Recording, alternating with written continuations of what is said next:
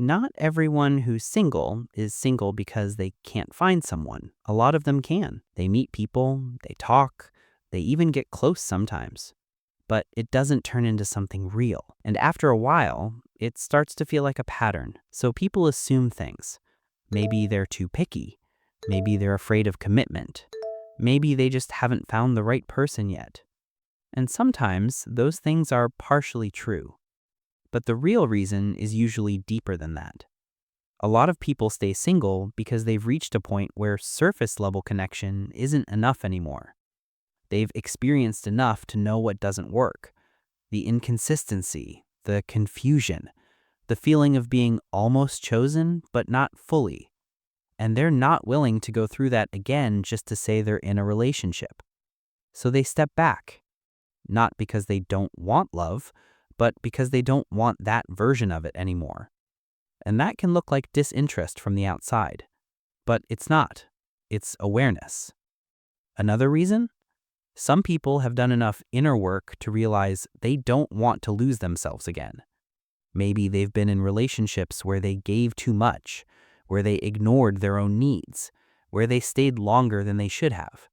And now they're more careful. They notice red flags faster. They don't ignore how something feels. They don't try to force connections that don't flow naturally.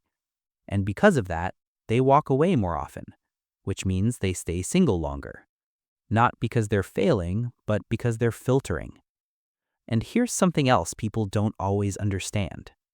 It's hard to find someone who is emotionally ready. Not just someone who wants a relationship, but someone who can actually maintain one. Someone who communicates, who's consistent, who's self-aware enough to handle conflict without shutting down or running away. And that kind of emotional availability, it's not as common as people think. So when someone is clear about what they want, they don't just look for attraction, they look for alignment. And alignment takes time, because it's not just about liking each other, it's about being on the same level. Emotionally, mentally, and even in timing. And if that's not there, it doesn't matter how strong the chemistry is, it won't last.